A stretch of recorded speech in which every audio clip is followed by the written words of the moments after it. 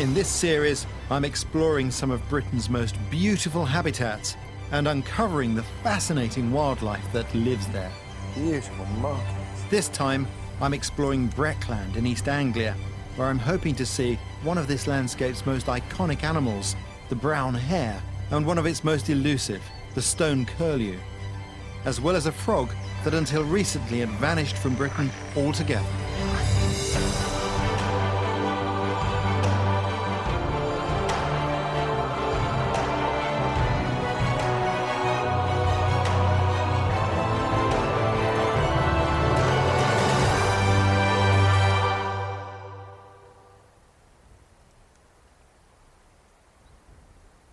This is an incredible landscape. This is Breckland in East Anglia. The term means broken landscape, and while I'm here looking for wildlife, I'm hoping to find out just what broke it. Breckland is one of Britain's least familiar but richest habitats. It's home to an exciting variety of wildlife that has perfectly adapted to this extraordinary landscape. The varied terrain includes arable farmland, forest and isolated pools. But the area is defined by the vast open sandy heath that gives Breckland its unique look.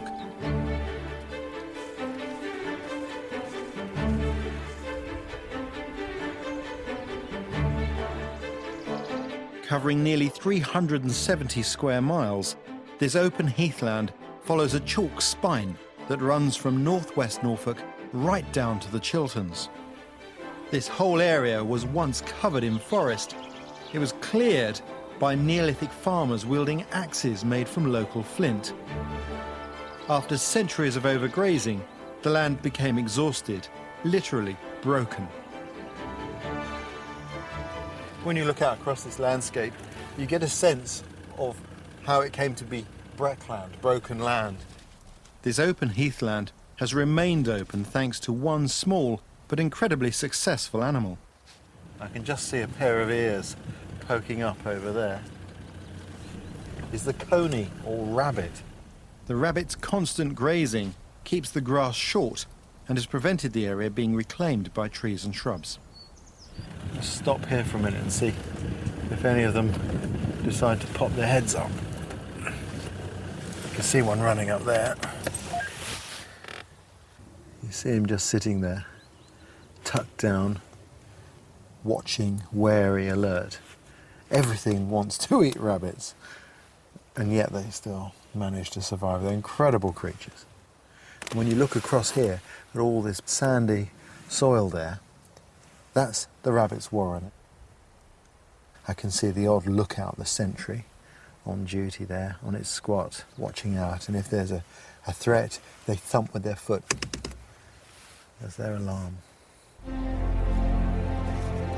The flash of a white bunny tail is a warning to the rest of the colony that there might be a fox or stoat close by.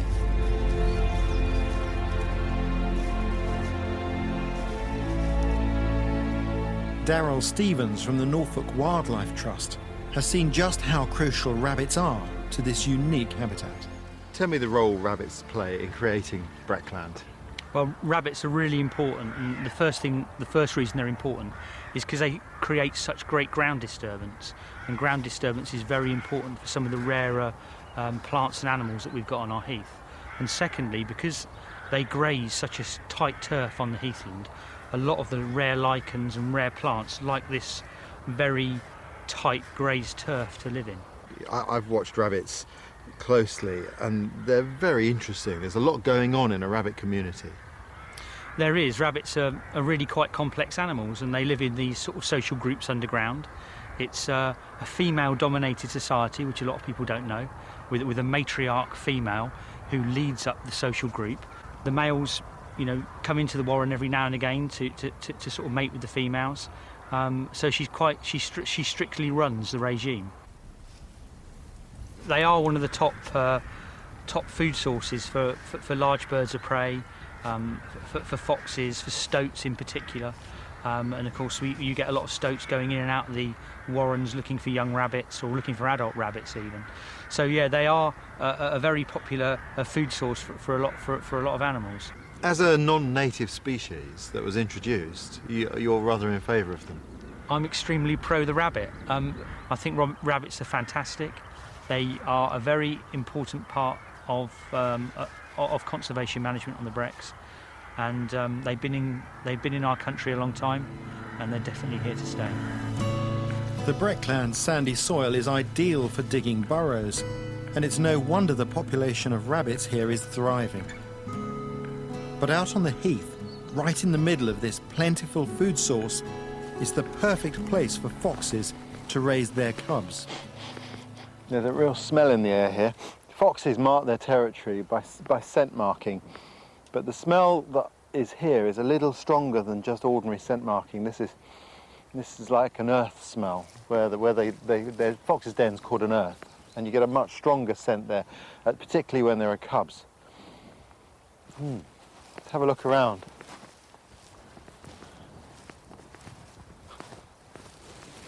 Oh yes, here we go.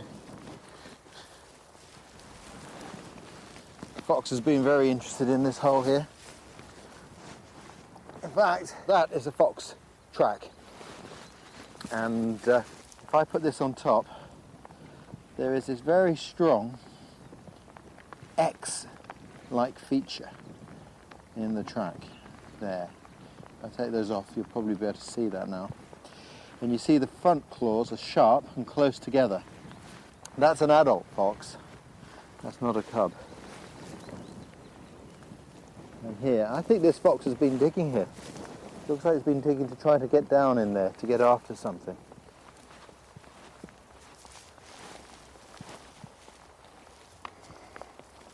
Signs of predation. All the way around this gorse bush here, I'm finding droppings. Foxes will leave droppings, particularly on a mound like that. On a little raised mound tussock. That's also part of their territorial marking. You can see lots of rabbit fur in that dropping.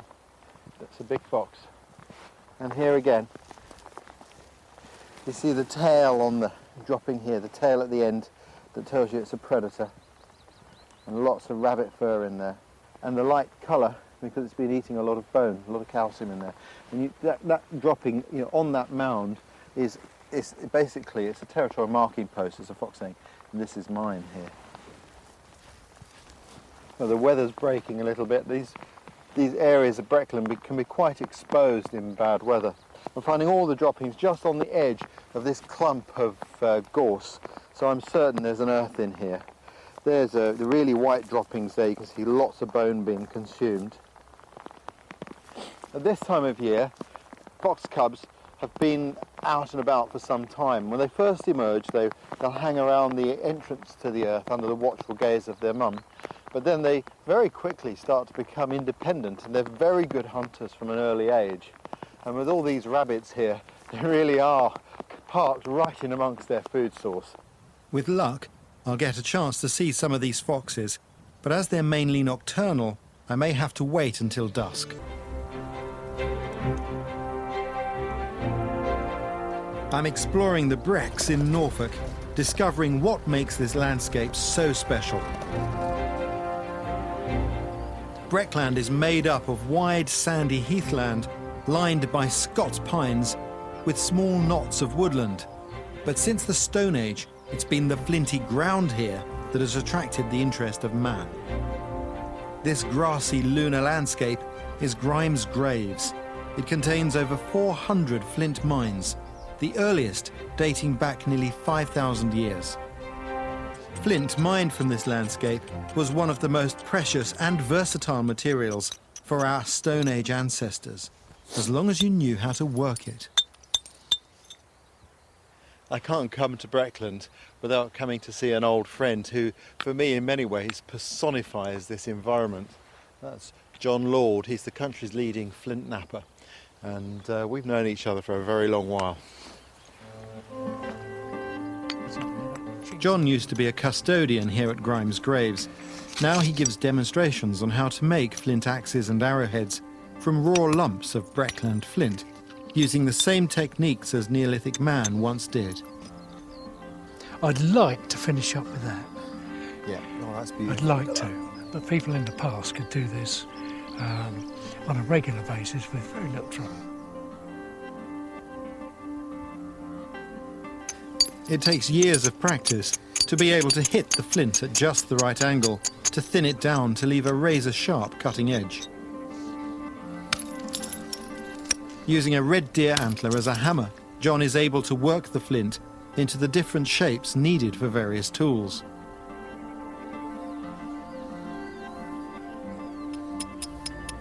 I'm making a spearhead, just like the ones used by Neolithic hunters.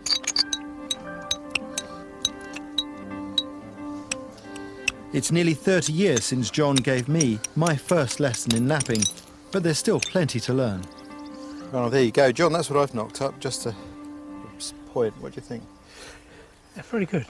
I haven't got quality control here at the minute, but yeah, it'll do me. It reminds me of just how skilled you are, because all the time you've just been gently working your way through that, I've been fighting problems the whole way. Yeah, yeah. I think I've ironed out most of the problems. What's interesting to me is how quickly you achieve an enlarged version of what you want to finish up with, in terms not just of width but thinness. And That's as you thin it, you're still going to be able to retain width. Really nice. The Breckland topsoil is littered with flint, but the really good quality stone lies several meters underground. You might think the challenge of getting at it would be beyond Stone Age man, but we shouldn't underestimate their ingenuity and engineering skill. It's hard to imagine today, but this area of Breckland was once a hive of activity and industrial landscape. And to get a sense of that, we need to go underground and have a look in this particular flint mine, which has been excavated. All right there, John.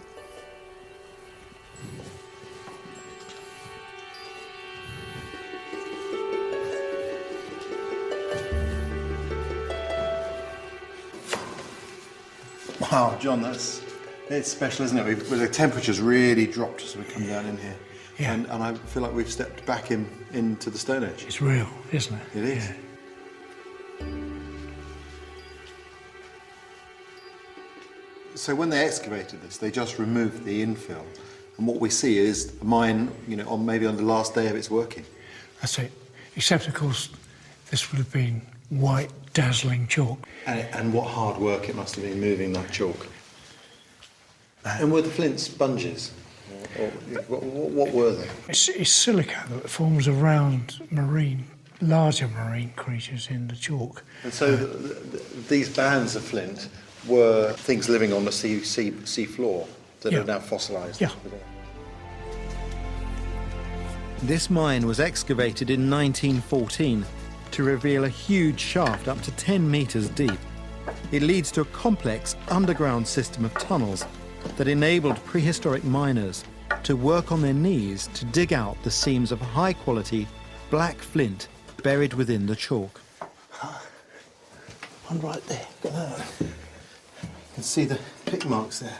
That must be where the axes were being used, the polished axes. The edges, and it's right there.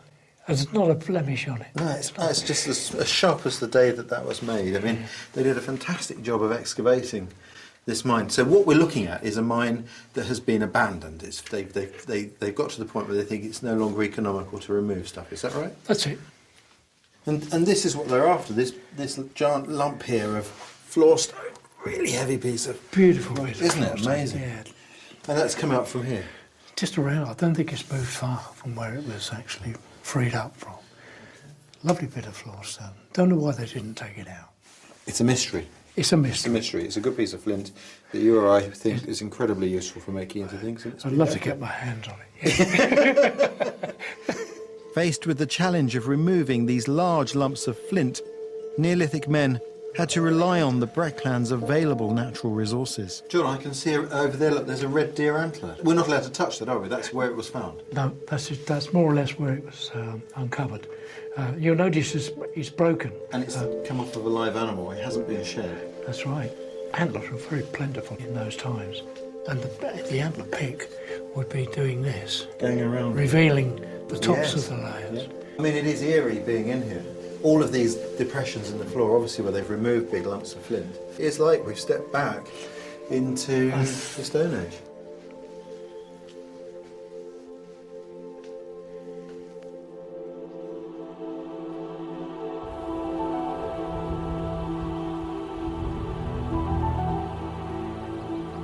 The dry and flinty Breckland soil may seem an unlikely place for anything to thrive, but in fact it's helped to create the perfect habitat for one of our rarest and most beautiful birds.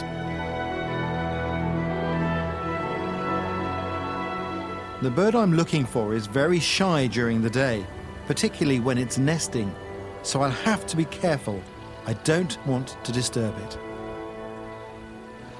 One of the great things for watching wildlife is to use your vehicle as a mobile hide. And one thing you can do is put a mount on the window. That simulates the kind of rig that professional wildlife cameramen use to get shots of big game on the Serengeti. You need to work out just about where you want it. Pull the mirror in so there's no obstruction, and I drop it right down, like so. And then I can fit my scope on there, and that's very stable, gives a very stable platform. Now I've set this rig up because I'm trying to get to see a bird that really likes these flinty Breckland fields, but it doesn't like disturbance. It's very, very flighty. It's called a stone curlew, and I know that there's one nesting in the next field.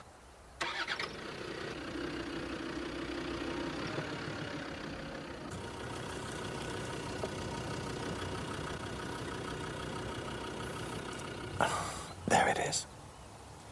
I can see it. It's not run off. Fantastic.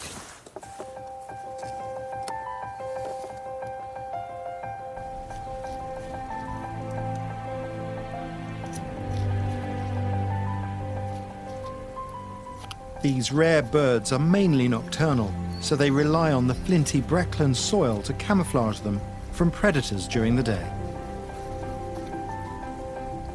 Their speckled eggs are also perfectly disguised among the flint, where they're simply laid in a shallow scrape in the soil.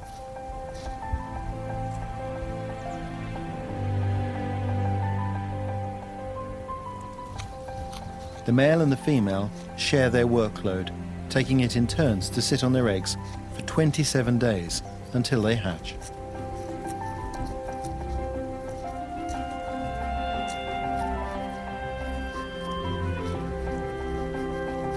Breckland is one of the few places in Britain where it's possible to see these birds, which need warm, dry soil and low vegetation so they can keep an eye out for danger.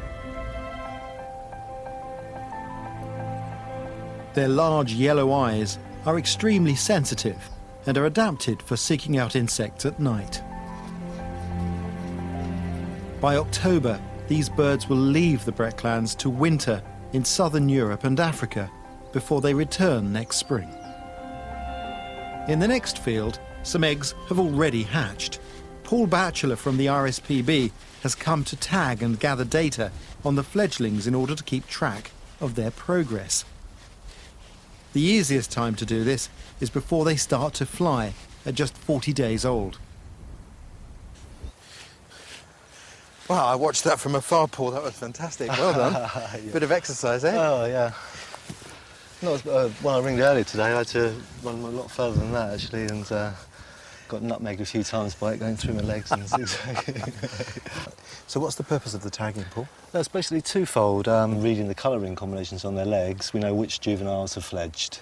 That gives us a very clear idea of the productivity for the year. The other purpose of it is when these birds are older and they nest, we know exactly which birds are in which pair. If they lose a nest and put a new nest down in another field, we know if it's just one pair or if there's two different pairs, and that gives us a very clear idea of exactly how many pairs we've got in the area. And you only disturb the bird the once? You just ring catch it now? Yep, we ring it the one time and then you can tell. Won't need to catch it again, yeah. That's Which is right. brilliant. Yeah, yeah. And here's the chick. Look at that. Have a little look at him. Oh, look at that. There we go. Beautiful. They've got the most compelling eye, haven't they? They have. They're very characterful eyes. You can see if I put him down on the bare ground how his camouflage. He's relying on the camouflage. Yeah. Typically, when they do hide, they'll get down a little gully like this or something Look like at that. that. And, yeah, you could easily step on it, basically. And what about their eye? How good is their vision? Oh, they've got excellent vision. They actually do a lot of foraging at night. They've got excellent nocturnal vision. This time of year, when they're feeding chicks, they're quite active in the daytime, looking for food for the chicks. But outside the breeding season, they do a lot of their feeding at night time. They've got excellent nocturnal vision. The bird I was watching earlier looked at me with the most suspicious gaze. Their eyes are very characterful. You can often tell by just looking at, you come across a pair of birds in a field, just by looking at them you can get an idea of whether they're likely to have a nest or not, just from their expression. If they're breeding, they have a very nervous look, their eyes are wide and they look quite anxious. If they're not breeding, they look a lot more relaxed. Yeah. The number of stone curlews declined dramatically in the 1950s when a myxomatosis epidemic killed large numbers of the Breckland rabbits. Without the rabbits, the flinty Breckland heath started to disappear, leaving the curlews without a nesting site.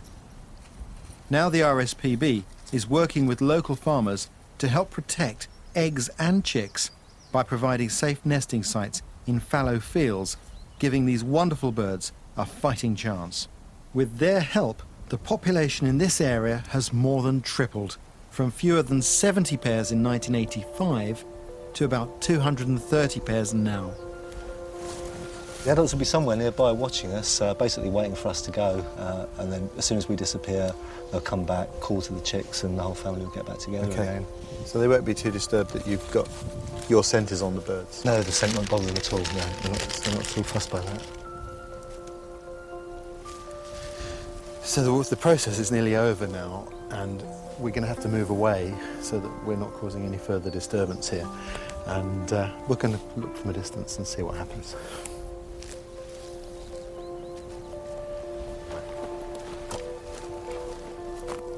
The chicks' parents have been watching on anxiously, so we retreat to a safe distance to see what happens next.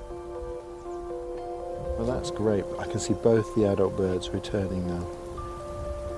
And they're going to check out the whole area to make sure that they perceive no threats. That's fantastic. So it looks like that operation has been completely successful, and because of that work, those two chicks become ambassadors for their species and can be monitored. It enables us to measure our effect on their population and hopefully enables us to improve situations for them.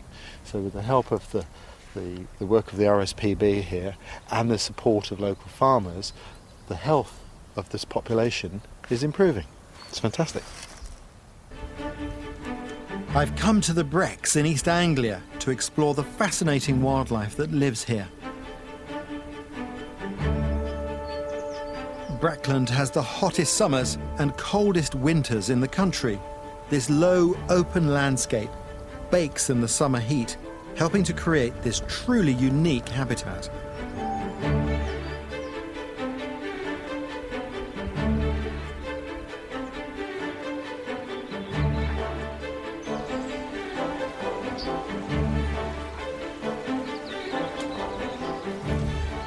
One of the joys of Breckland is, like any arid environment, it is romantically supplied with cool, calm oases like this one. This is a very special type of pond. It's called a pingo, and its history is fascinating. These were formed during the Ice Age. You have to imagine the land then covered in glaciers, and underneath the glaciers there were aquifers pushing water upwards to create a mound of ice. When the glaciers retreated, these mounds of ice slowly melted, leaving this depression here. They're a bit mysterious because no one could figure out why they haven't silted up and vanished. But they haven't, and that's a good thing because today this pingo holds a real secret.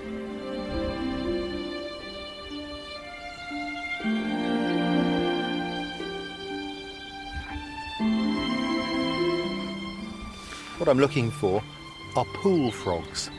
That's Britain's rarest frog species. It was a species that was once common throughout the UK until it died out. Today, this pingo is at the centre of efforts to reintroduce this species. As yet, we don't know whether those efforts will prove to be successful, but everyone's got their fingers crossed.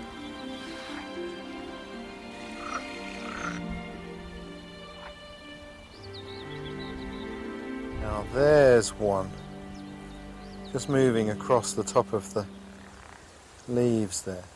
And there's a light green stripe down the middle of their back, and they have dark spots on their legs, and their eye is quite light coloured. What a wonderful thing to see. The pool frogs are most active during the summer months, when they spend nearly all of their time in or very close to the water. The small sunny pingo is the ideal place for them to spawn, and also provides them with a plentiful supply of food.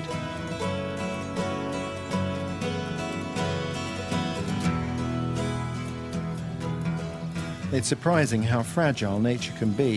In 1995, pool frogs were declared extinct in Britain. It's not fully understood why, but it's likely that the loss of suitable pools due to draining of wetlands, unchecked shrub growth, and air pollution interfered with their ability to breed successfully. But 5 years ago, pool frogs and tadpoles collected from Sweden were officially reintroduced here in Breckland, and thanks to the careful work being done here, this species stands a chance of flourishing again. Neil Armachalou from the Forestry Commission has been looking after these frogs since the reintroduction programme began. Neil, this is a beautiful spot today, but it's also a very significant place for you. Yes, it is. Yeah, it is lovely, as you say, and it's great to put back into it something that's been missing for, well, 15 years. So we've been involved in the pool frog reintroduction, and it's early days at the moment, but after 5 years, we think that we've got a population that's sustaining itself here. There was some controversy as to whether pool frogs are native or not. People were unsure as to whether it was a genuinely native species or had been introduced during the Middle Ages, as many other amphibian species have been to the country. So work was done on the genetics, on the call, and also on archaeological remains, looking for bones. And the summary from that was that it was a species that had been here for some time. I can understand looking at physical remains and DNA, but how do you analyse the sound, the croak of a frog? Well, you run it through a machine and you get the shape of its call. And in Europe, you've really got frogs from the north and frogs from the south. And we found that the frogs in Norfolk had a northern accent. So when we were looking around for which frogs to reintroduce, having decided that they were native, we obviously went for the northern frogs from Scandinavia. But it's not an easy thing to do. There are a lot of things that you have to get right before you can carry out an introduction like that. Yes, it's very important to understand why they went extinct in the first place. Otherwise, you're just condemning the species that you want to reintroduce to almost certain death. So you need to understand and put right the factors that were caused the original decline and extinction. One of the things that I've noticed is how we can become very easily accustomed to the lack of something. That there are generations of youngsters, say, growing up who have no idea of an elm tree because they've grown up in a world devoid of it. Not only have you reintroduced a frog to these pools, you've reintroduced a sound to our landscape. Yes. I mean, they have a very distinctive call, and they croak quite loudly. The males gather in the centre of the breeding pools, and they'll croak against each other. They'll face each other off and see who has got the strongest, loudest croak, and that's what attracts the females in. Can you make the noise? Yeah, it's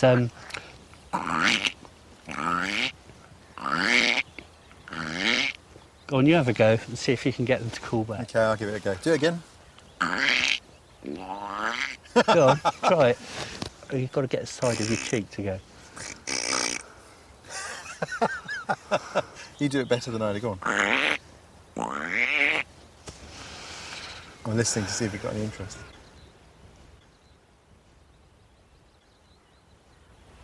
Not today. No.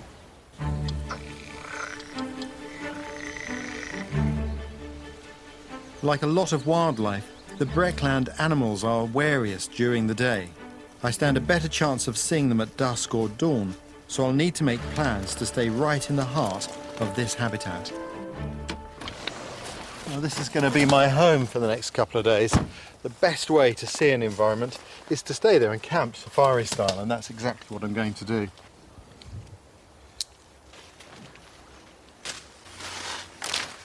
Now, obviously, I've had to arrange special permission to do this. You can't just go and set up a camp anywhere, but it doesn't matter whether you set up a camp like this or you just take an ordinary tent to a campsite. The key thing is to be there in the environment at the right time of day. Just tension the rope.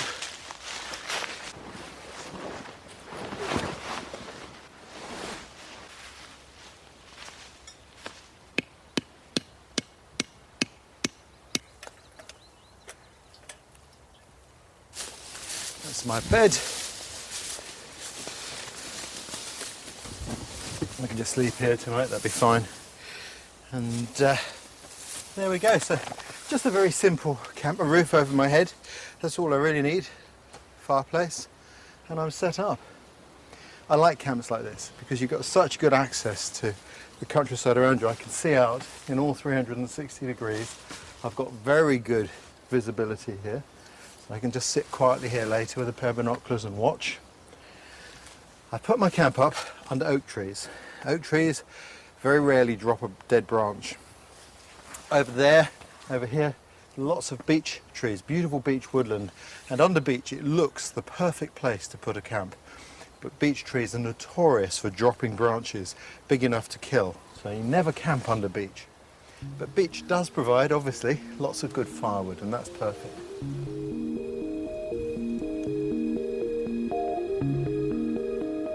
Everywhere you look here, there are bits of flint on the surface, and like this one, even bits of flint that were worked a long, long while ago. I'm just gonna break that a little bit to get a sharp edge. I've got a steel here with which to create sparks. Long after Grimes Graves closed down as a production centre for stone axes, Brandon, the nearby town, became the centre of the gunflint industry, and millions of gunflints were produced there. One way of looking at it is that our empire that we once had was built upon the sparks that came from those flints.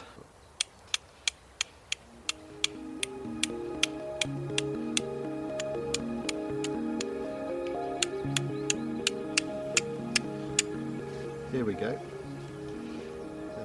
You see how reliable that flint is. Put that in some of this local gorse, some dead gorse, and hopefully that'll catch fire. Just show you why you mustn't casually discard a cigarette on a gorse heath.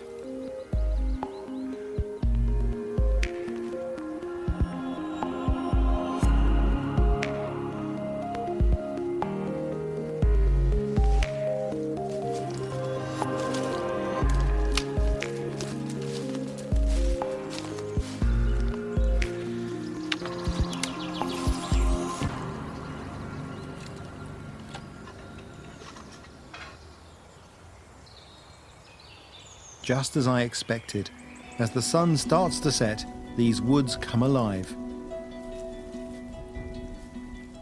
A family of foxes emerge from an earth in the heart of the Breckland forest.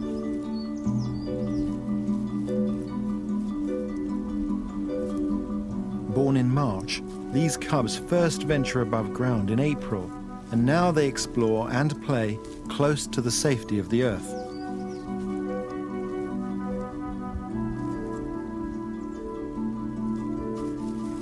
They rely on both parents to bring them food. The plentiful Breckland rabbits make up a large part of their diet.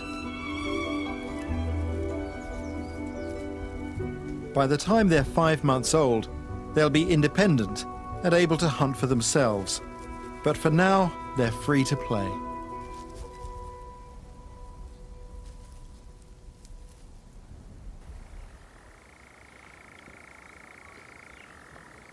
As night falls, the Brecks fill with their own nocturnal soundtrack, providing me with a magical lullaby.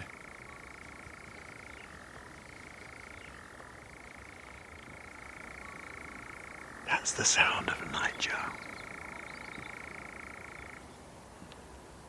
Fantastic sound. That's a male. He's got the white bars on his wings. And he's trying to attract a female. Lovely to watch.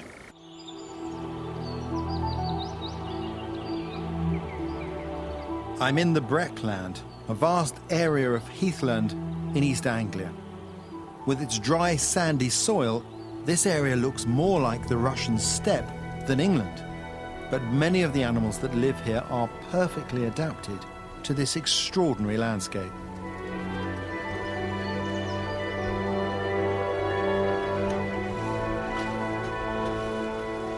The best way to get to know any habitat is to totally immerse yourself, and to do that, there's no better way than camping. Well, it was a lovely night. Sleeping outdoors in a bedroll like that is just perfect. It's like having a bed outdoors. Of course, you wake up very early with the sun, but it's nice. It's a very peaceful way of sleeping. Through the night, if there's something moving close by, you hear it, and you just feel tuned in to what's happening here. There's some pine needles that I collected earlier. One thing you can do with these is make a refreshing tea.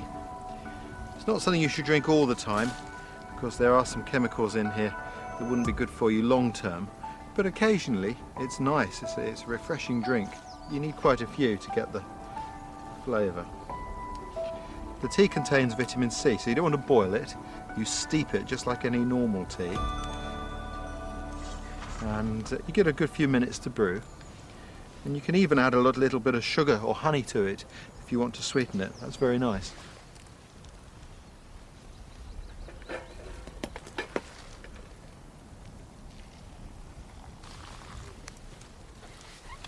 That should be brewed now. What I do is I just lift the needles out.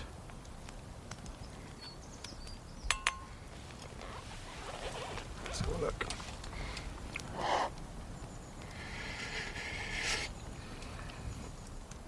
That's nice. It's a delicate flavour, and it's really nice on a cold day. Very refreshing though. As the sun rises over the heath, the Breckland animals venture out to feed before sheltering from potential predators and the heat of the day.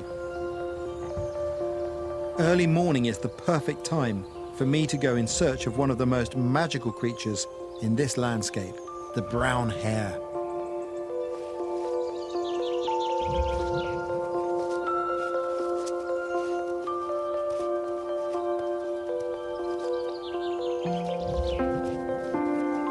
Hares are usually solitary creatures, but where there's plenty of food, like in this farmer's field, they'll gather together to graze. Their long ears and large body distinguish it from the distant cousin, the rabbit. They're also more athletic and powerful. Their long limbs allow them to reach speeds up to 70 kilometers an hour to quickly escape their predators. They're a native species, and they've got this remarkable ability to live right out in the open. They don't dig burrows, and they just rely on their wits and their ability to hunker down in the shrubbery.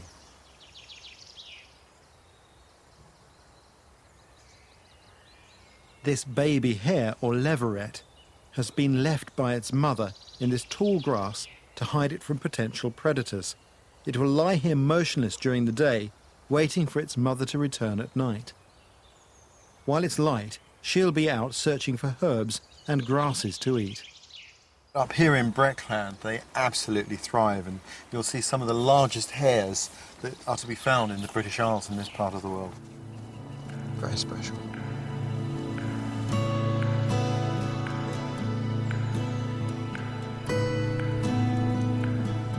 Before I leave the Brecks, there's one more animal I'm hoping to see.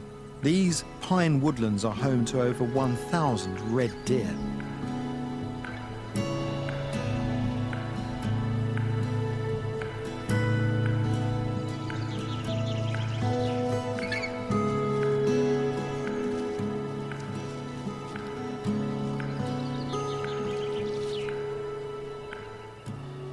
These magnificent creatures are some of the largest red deer in Britain. The stag's impressive branched antlers can reach up to 1 metre high. As well as being beautiful to look at, they've played a vital role in man's history with the area. It makes me think about the people who dug out Grimes' graves. There were those red deer antlers. When those mines were in operation, these animals were a fundamental part of human life. This was the prey upon which we depended for a lot of our meat. It wasn't just the antler to get the flint out. There was also skin for clothing, sinews for the thread to sew the clothing up, meat, bone tools for making needles to sew the clothes. And of course the flint was needed for the arrowhead to catch the deer. I've had a fantastic time here in the Brecks. It's an area that keeps drawing me back. Incredible wildlife, but I think that site has to beat all for me, personally. To see them still here, thriving in this landscape, is just the most special thing.